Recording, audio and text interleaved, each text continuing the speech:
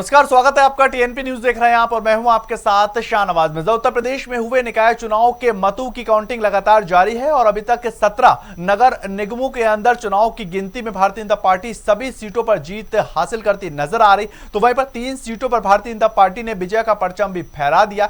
उत्तर प्रदेश निकाय चुनाव में भारतीय जनता पार्टी ने इतिहास रच दिया है और फिलहाल 17 नगर निगमों में मेयर पद के लिए चुनाव के वोटों की गिनती में भारतीय जनता पार्टी ने सभी सीटों पर जीत हासिल की है। इसमें झांसी, अयोध्या और सहारनपुर के परिणाम भी घोषित हो चुके हैं, जिसमें तीनों पर भारतीय जनता पार्टी ने जीत हासिल की है।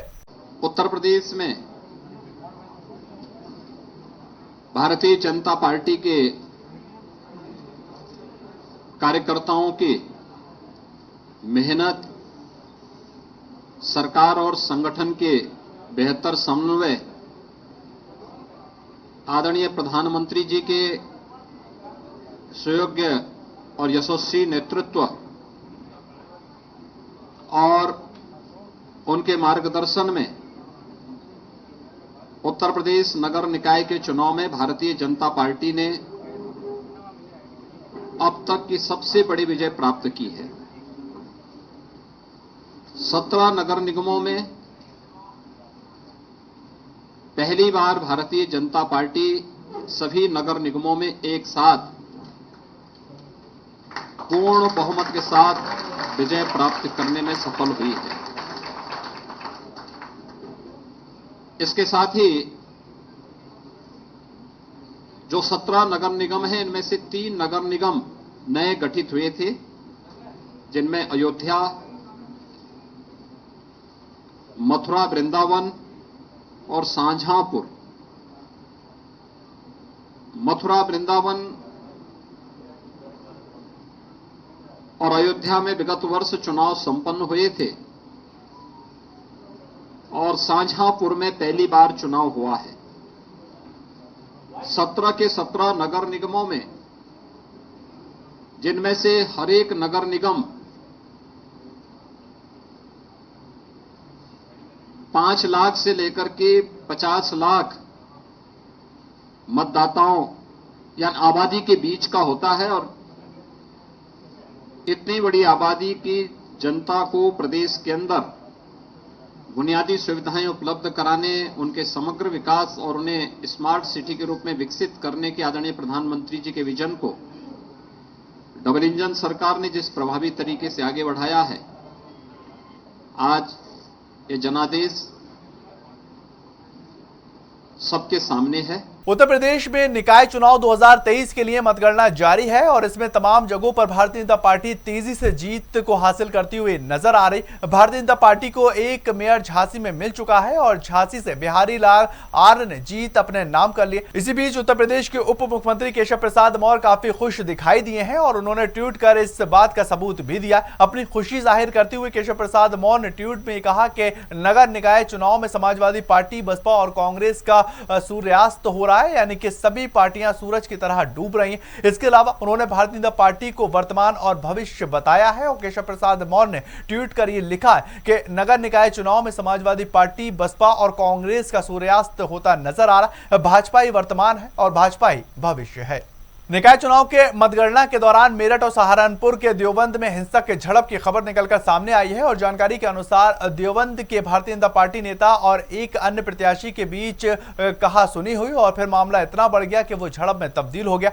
दूसरी तरफ मेरठ से भी इसी तरह की खबर आई है, जहां पर पुलिस को मतगणना केंद्र को लाठीचार्ज करना पड़ा है और ये बताया जा रहा है कि लाठीचार्ज के बाद वहां पथराव भी शुरू हो गया, जिसमें कई पुलिसकर्मी भी घायल हुए हैं। खबर बरेली से है। बरेली में भारतीय जनता पार्टी मेयर पद के प्रत्याशी डॉक्टर उमेश गौतम ने निर्दलीय प्रत्याशी डॉक्टर आईएस तोमर को 56,328 वोटों से हराकर जीत हासिल कर ली। उमेश गौतम लगातार दूसरी बार मेयर बनने का रिकॉर्ड कायम कर चुके हैं और समर्थकों ने उमेश की जीत से खुशी काफी महसूस की है। इसको आज तय होना था, लेकिन निश्चित रूप से बरेली की जनता ने बहुत बड़ा आशीर्वाद दिया है। मैं उन सबका धन्यवाद करना चाहता हूँ। भाजपा संगठन का धन्यवाद करना चाहता हूँ। अपने यशस्वी प्रदेश अध्यक्ष जी के नेतृत्व में जिस तरह से संगठन ने काम किया, हमारे क्षेत्रीय अध्यक्ष जी ने जिस तरह से काम किया, निश्चित रूप से ये जीत जो है भाजपा को और हमारे यशस्वी मुख्यमंत्री जी को समर्पित है। क्योंकि मुख्यमंत्री जी की जब रैली हुई थी तो जब उन्होंने हुंकार भरी थी स्टेज से, तो जीत तो उसी समय तय हो गई थी।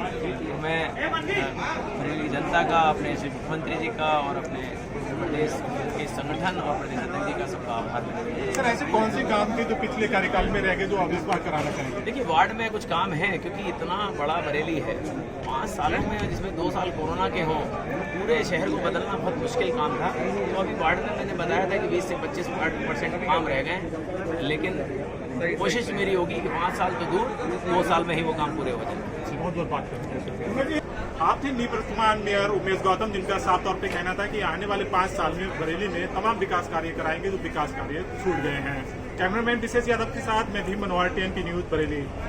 उत्तर प्रदेश के अंदर निकाय चुनाव 2023 के लिए मतगणना जारी है और इसमें कुल 17 मेयर सीटों की लड़ाई देखने को मिल रही। इसी बीच समाजवादी पार्टी के प्रदेश अध्यक्ष नरेश उत्तम पटेल ने भारतीय जनता पार्टी से ईवीएम में छेड़खानी करने का एक बड़ा आरोप लगा दिया और नरेश उत्तम पटेल ने यह कहा कि नगर निगम में भारतीय जनता पार्टी ने ईवीएम मशीनों के साथ छेड़खानी की है। इसके अलावा उन्होंने ये भी कहा है कि उन्हें ईवीएम पर भरोसा नहीं है। आपको बताएं कि हार को देखते हुए समाजवादी पार्टी ईवीएम को निशाना बना रही। मेयर की सीटों पर भारतीय जनता पार्टी काफी आगे चल रही है और इसी को लेकर नगर पालिका और नगर पंचायत में जीत का दावा करने के लिए समाजवादी पार्टी अब तक सीटों में भारतीय जनता पार्टी से पीछे दिख रही है।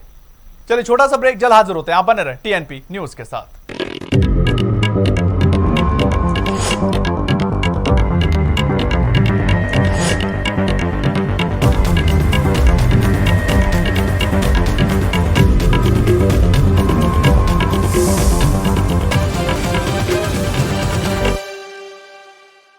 ब्रेक के बाद आपका स्वागत है। आगे बढ़ेंगे, बात बलिया की करेंगे। बलिया मंडी समिति के अंदर चुनाव के मतगणना के दौरान 2 मत पेटिका में मतपत्र खाली मिलने के बाद सुभाषपा और पार्टी एजेंटों ने हंगामा किया। हंगामे के दौरान एजेंटों ने मतगणना का बहिष्कार भी किया है और पुलिस ने मतगणना स्थल पर ही जमकर लाठीचार्ज किया, जिसके बाद मतगणना स्थल पर एजेंट बाहर निकलते हुए नजर आए और जिला प्रशासन मुर्दाबाद के नारे भी लगाए, जिसके बाद जिला अधिकारी ने कहा कि बहस के बाद मतगणना स्थल पर भगदड़ मची है और वहीं इस पर क्या कुछ कार्रवाई की जाएगी वो निर्वाचन अधिकारी देख लेंगे।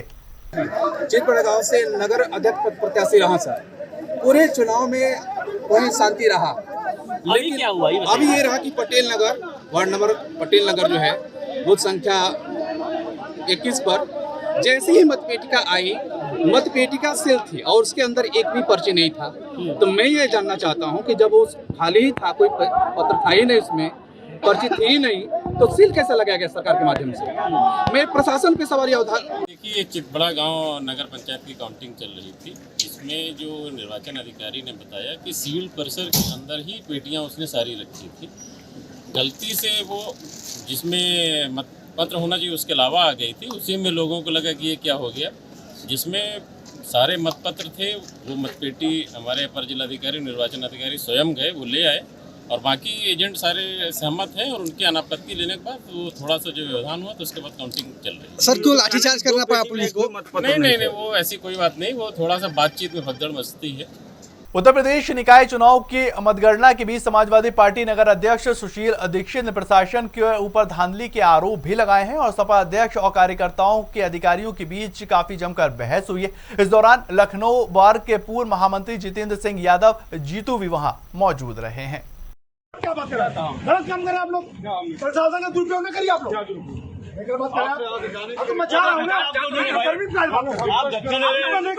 उधर बात वाराणसी की करेंगे। वाराणसी के बहुचर्चित ज्ञान वापी मामले में साल 1991 का एक मुकदमा है, जिसमें विवादित स्थल का रडार तत्कीन से पुरातत्व सर्वेक्षण कराने की मांग की गई। फिलहाल इस मुकदमे के अलावा इलाहाबाद हाईकोर्ट ने अपने आदेश को सुरक्षित रख लिया है और आपको बताएं कि साल 1991 में प्राचीन मूर्ति स्वयंभू लॉ विश्वनाथ और अन्य बनाम अंजुमन इंतजामिया माजिद कमेटी और अन्य का वादा दाखिल कर दिया गया है और लॉर्ड विश्वनाथ के बाद मित्र विजय शंकर रस्तोगी ने 10 दिसंबर 2019 को जिला अदालत में प्रार्थना पत्र देकर ज्ञानवापी परिसर के विवादित स्थल पर भारतीय पुरातत्व सर्वेक्षण से रडार तकनीक से सर्वेक्षण कराने की अपील की थी।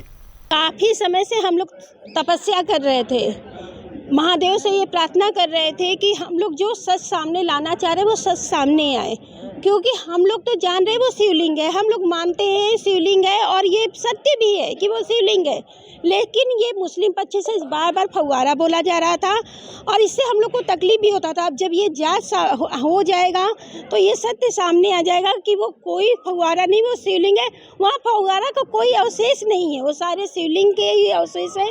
और साथ में जो वहाँ पे मलबा है और जो दीवार है वो सब हटाई जाएगी तो हमारा का जो है अर्धा भी मिलेगा और हमें और बहुत से तथ्य मिलेंगे जिससे पता चल जाएगा कि वहाँ पे मंदिर था और वो शिवलिंग है। तो खुशी तो बहुत ज़्यादा हम लोग को इस बात की है कि एक कदम हम लोग आगे बढ़ गए हैं। हम लोग को बहुत खुशी है, जो यहाँ से खारिज हो गया है और वहाँ से हम लोग को खुशखबरी दिया है। यहाँ के माननीय जिला जज को बोला गया है कि 22 मई को आप लोग सर्वे कराने का मतलब कार्रवाई चालू करिए। और आज हम लोग को दोनों जगह से खुशी, यहाँ से भी खुशी मिली है और जिला वहाँ से हाई कोर्ट से भी मिली है। हम लोग को 1 साल का तपस्या हम लोग का प्रसन्नता हम लोग को दिया है और फिर सर्वे होगा, फिर बाबा मिलेंगे हम लोग को। बाबा को अपने मुक्त कराएंगे और बाबा का दर्शन पूजा भी करेंगे, जल चढ़ाएंगे। देखिए, फैसला हमारे पक्ष में नहीं मिला है, फैसला न्याय हित में मिला है।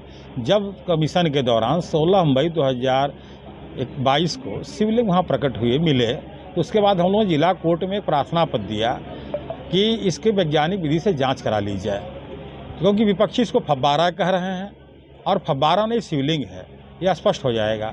जिला जज वाराणसी द्वारा प्रार्थना पत्र को खारिज कर दिया गया, जिसके खिलाफ हम लोगों ने सिविल रिवीजन हाई कोर्ट में दाखिल किए।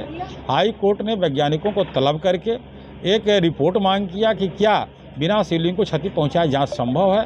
वैज्ञानिकों ने 52 पेज में अपनी रिपोर्ट को हाई कोर्ट में सबमिट किया, जिसमें उन्होंने कथन किया कि संभव है। और 11 मई 2023 को सुनवाई हुई हाई कोर्ट में। 12 मई 2023 के सुनवाई के उपरांत हाई कोर्ट ने जिला जज के पूर्व आदेश को खारिज कर दिया और एक नया आदेश देते हुए कहा कि आदेश को खारिज किया जाता है और वैज्ञानिक विधि से जांच का आदेश दिया जाता है, जिसको 22/5/2023 को जिला जज इसको सुनिश्चित करेंगे कैसे कब किया जाए। खबर रायबरेली से है। रायबरेली के एरिया थाना इलाके के अंदर हरदासपुर प्राथमिक विद्यालय की एक बच्ची सहित 4 छात्र एसिड से झुलस गए हैं और इसमें 2 की हालत काफी गंभीर बनी हुई है। सभी छात्रों को जिला अस्पताल में भर्ती करवाया गया है और यहाँ स्कूल की छुट्टी होने पर सभी बच्चे एक साथ घर जाने के लिए निकले थे। उसी दौरान स्कूल के आगे मुख्य मार्ग पर स्थित सुनार की दुकान के सामने 4 बच्चे दुकान से फेंके गए ज्वलनशील द्रव्य पदार्थ की चपेट में आ गए और फिलहाल पुलिस पूरे मामले की जांच पड़ताल कर रही है। हरदासपुर से 4 बच्चे लाए गए हैं, जिनके उनके फादर मम्मी के द्वारा लाया गया था। चारों बच्चों को एग्जामिन करने पर यही पता चला कि 2 बच्चे, एक हुसैन है, एक रहमान है जो 8 साल 5 साल का है, एक बच्चा है आरिफ जो 10 साल का है, एक तबस्सुम है जो 10 साल की बच्ची है। इन चारों बच्चों को केमिकल अटैक हुआ है, उनके फादर द्वारा पता चला। एग्जामिन करने के बाद से रहमान और हुसैन जो सीरियस थे उनको एडमिट कर दिया गया, बाकी सर्जन साहब देखे उसको रेफ़र भी कर दिए। बाकी जो 2 बच्चे हैं, एक है आरिफ, एक है तबस्सुम, जिनको सुपरफिशियल बर्न है, केमिकल बर्न है, लेकिन ये खतरे से बाहर है, फिर भी दोनों को एडमिट करके इनका इलाज चालू है। जैसा अभी तक जो प्रथम दृष्टया जांच में चीज़ें आई हैं, ये 4 प्राथमिक विद्यालय हरदासपुर के छात्र थे जो विद्यालय से वापस आ रहे थे। वापस आते समय उनके ऊपर एक केमिकल गिर गया। इस विषय में ये ज्ञात हुआ कि हरदासपुर में एक शंकर ज्वेलर्स नाम की दुकान है, जहाँ पर आभूषण साफ करने वाला केमिकल रखा हुआ था और एक्सीडेंटली एक 5 साल के बच्चे ने वो केमिकल एकदम रोड की तरफ फेंका और ये बच्चे गुजर रहे थे, उनके ऊपर ये केमिकल गिर गया। पूरे प्रकरण की जांच कराई जा रही है। बच्चे फिलहाल यहाँ उपचाराधीन हैं, उनका उपचार चल रहा है। जैसा आगे जांच में आएगा उसके अनुसार कार्रवाई की जाएगी। चलिए फिलहाल इस बुलेटिन में इतना ही। ज्यादा खबरों के लिए आप लगातार बने रहें TNP न्यूज के साथ।